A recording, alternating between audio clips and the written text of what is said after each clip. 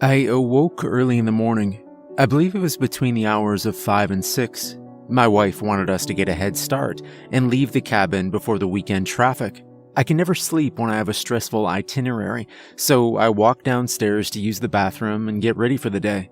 As I tiptoed down the hallway, I peeked into my kids' room to find that they were still sleeping.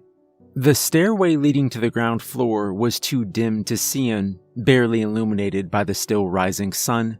I held onto the handrail, trying not to slip on the steep set of stairs. The bathroom was adjacent to the sunroom. The sunroom was my favorite because it could view the valley under the mountain through a large glass window. I stopped for a moment to admire the beauty of an early morning. The valley glowed a dark gray as the fog rose up from the ground. The mist was so dense that I could barely see 20 feet in front of the cabin. I smiled. After I'd gotten cleaned up for the day, I looked out in the field again to see that the fog had thinned and decent visibility had returned. I began walking upstairs when I had to do a double take, for I was unsure what I saw. In the distance, I viewed a tall black shape that resembled a stick figure. It was hunched over with all 4 of its limbs to the ground, like a dog getting ready to pounce. The figure must have been 10 feet tall, with disproportionate legs far longer than any human. It didn't look like a solid creature, but it instead looked as if a shadow had taken corporeal form. "What the hell?" I said. I approached the mirror, when to my great horror, the creature took a step. I squinted my eyes, trying to discern whether I mistook an oddly shaped tree. I fell back into the nearest chair and tried to catch my breath. The figure had moved its right arm, then its right leg. The movements were slow and unnatural, like the movements of a character from an old-fashioned stop-action film. My heart began to race. I moved slowly, trying to make sure this thing couldn't detect my presence. It continued its slow march in my direction. When I was out of view and safely in the staircase, I dashed up the stairs. I needed to get my wife and my kids in the car so we could get the hell away from whatever that thing was. Screw our bags. I could come back and collect our items when I had the National Guard and a priest to ward off whatever the hell that was. I entered the kids' bedroom to see that Michael had woken up, but Kate was still asleep.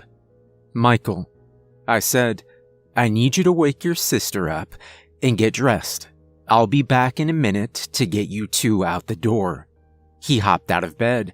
I tried to remain as calm as possible, but I could tell he knew something was wrong. He looked at me wide-eyed. "I'll explain when we get to the car, but we need to go. Now." He nodded, but his bottom lip quivered. I dashed back into my bedroom to wake Mary. "Mary," I said. I tapped her on the shoulder, and she opened her eyes, annoyed. "What time is it?" She spoke as if she were still a teenager, having to be woken up to go to school. "We need to go now." I grabbed my phone, wallet, and keys from the bedstand. "What's wrong?" She sat up in bed when she detected the urgency in my voice. "There's something in the yard," I said. "What's in the yard?" Her eyes opened wide, and she grabbed my arm. "I have no clue. We just need to go." I tried to escape her grasp, but she kept her grip tight around me. "What's in the yard?" Each syllable she spoke was deliberate. "Okay, just go look for yourself." I led her to the hall window, and we gazed down into the yard below. The thing was still there, lurking. Its pace had quickened, and it was coming right in our direction. Mary stood there for a moment, contemplating if she was dreaming. I watched her face turn from shock to confusion until it finally rested on pure terror. "Daddy," said Michael. He snuck up behind us, startling the both of us. "I'm dressed." "Okay," I said. Mary and I looked at each other. Her jaw was clenched, and I noticed that she was shaking. Without saying a word, I grabbed Michael and held him tight in my arms. Kate waddled out from the bedroom, and Mary snatched her up. I led the way, carrying Michael down the stairs slowly. He was silent, but his grip around my shoulders was almost suffocating. "Mommy, I'm scared," said Kate. She, too, could detect the tension in the air. Mary shushed her, saying, "It's okay. We just need to be really quiet right now." "But I'm scared." "Quiet." I snapped at her. Tears welled in her eyes. Mary then nestled Kate close to her body, so the sobbing was muffled. We walked into the sunroom to find that the creature was far closer than before.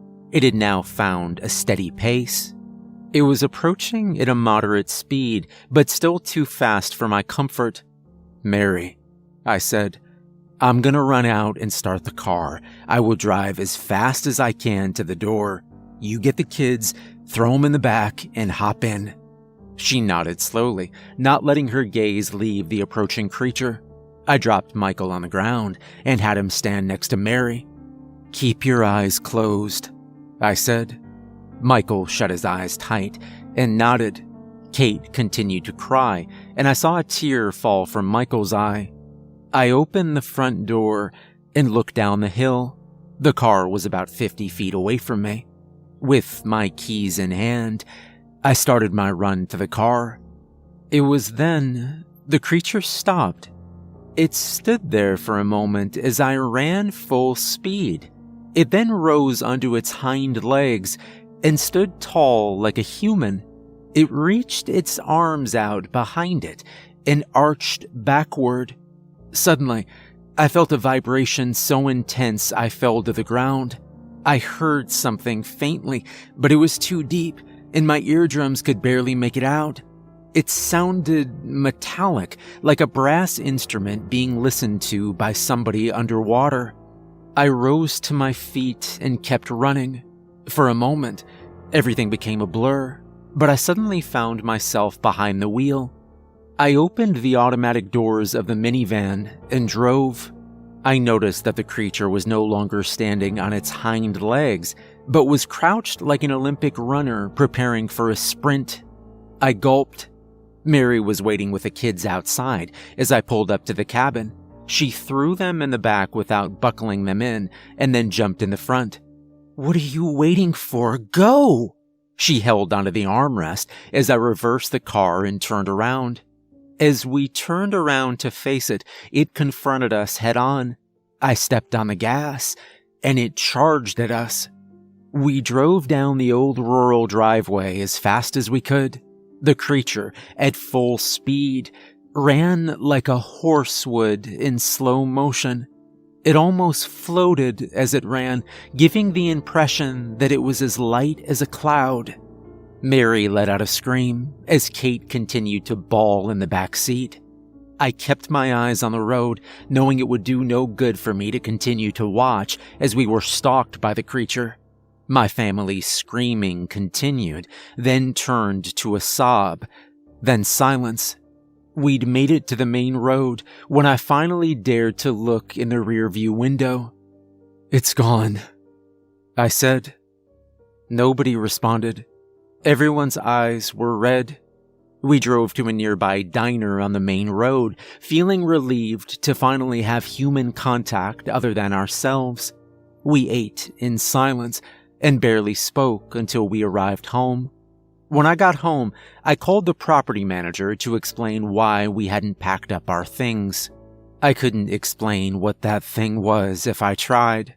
What we witnessed was so out of the ordinary that I had to invent a tale. A strange man was standing in the yard, I said. It looked like he was stalking the house.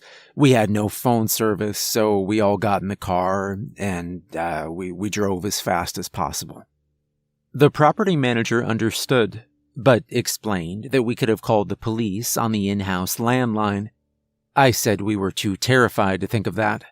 The property manager told me he could contact the police to survey the area. We arranged to meet at the property the following day to collect my things before the next guest arrived. I have to admit, I was a bit afraid to return to the property, but was assured when both the property manager and 2 police cars were on the scene. I told them a strange man was standing right where the creature stood. They looked around, but couldn't find anyone. They told the property manager to warn the future guests about any strange characters around. I made up some generic description, but essentially said the man was too far away to make out any discernible features. I collected my family's things and then left. As I left the property, I glanced in the woods adjacent to the field, and I swore that I saw a figure doing nothing but standing there, lurking. My family hasn't spoken of the incident since, and I'm too afraid to share it with others because of its implausibility. That's why I've got to get this out there anonymously. Keeping it to myself has been eating me up inside.